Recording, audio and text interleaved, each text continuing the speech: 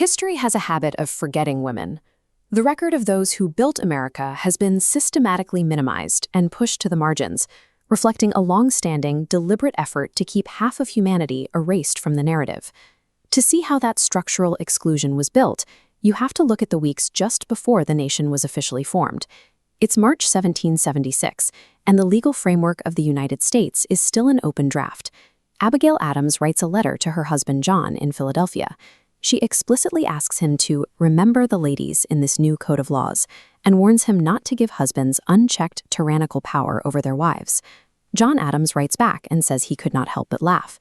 Consequently, the Constitution is ratified without a single protection for half the population. Women are legally barred from voting, owning property in their own names, from signing contracts, or holding legal custody of their own children. That early dismissal created a profound legal vacuum. The founding documents meant exactly what they said. All men were created equal. Facing total legal invisibility, American women realized they would have to claim authority themselves. 72 years pass. In 1848, 300 people gather at a church in Seneca Falls to organize a direct political challenge to the constitutional vacuum. The two primary architects of this resistance are Lucretia Mott and Elizabeth Cady Stanton. They know exactly how to attack the structural exclusion of 1776. They draft the Declaration of Sentiments, mirroring Thomas Jefferson's famous text, forcing a critical edit. All men and women are created equal.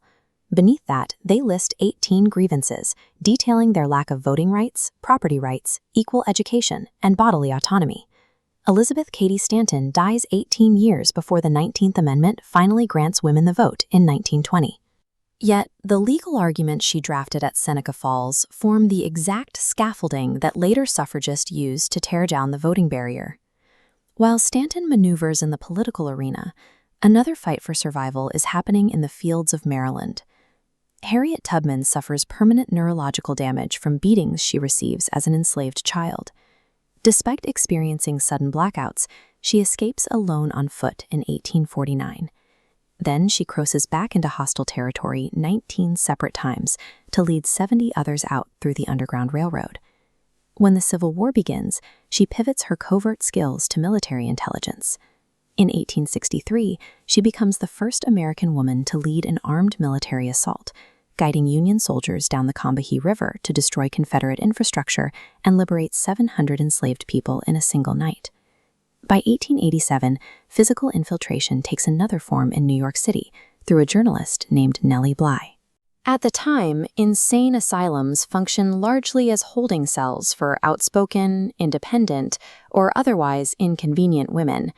Bly fakes a mental illness to get committed to the Blackwell's Island facility, enduring 10 days of deliberate starvation and physical abuse to document the reality inside. The resulting exposé forces the city to overhaul the asylum system. Both Tubman and Bly recognize the limits of polite requests. They physically infiltrate the institutions designed to break them, exposing the architecture of control. Half a century later, World War II forces a sudden reversal. They prove there is no industrial job they cannot perform. But when the war ends, the economic pressure flips. Women are immediately pushed back out of the workforce to free up jobs for returning men, labeled as unpatriotic or selfish if they resist. Most return to the domestic sphere. However, an entire generation of women has now experienced true economic independence. They know what it feels like to earn their own wages and be valued for highly skilled labor.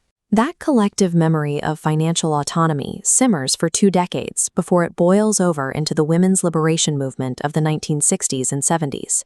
This movement attacks the daily mechanics of economic suppression. They push through the Equal Credit Opportunity Act of 1974, making it illegal for banks to deny a woman a credit card simply because she lacks a husband's signature. The protests of the 1970s systematically dismantle the specific financial dependencies that the framers built into the law 2 centuries earlier. As those financial barriers fall, women begin stepping directly toward the ultimate executive authority. In 1972, Shirley Chisholm, a representative from Brooklyn, runs for President of the United States. She is the first Black candidate and the first woman to seek the nomination of a major party. Running under the slogan "Unbought and Unbossed," She knows she likely won't win the primary. Her goal is to break the visual and psychological barrier. She stands in front of the electorate to establish the absolute precedent that a Black woman is fully qualified to lead the nation. This assertion of authority applies outside elected office, too. From 1933 to 1945, Eleanor Roosevelt leverages her role as First Lady to hold her own press conferences and directly steer her husband's administration on civil rights. Her influence extends well beyond her husband's death.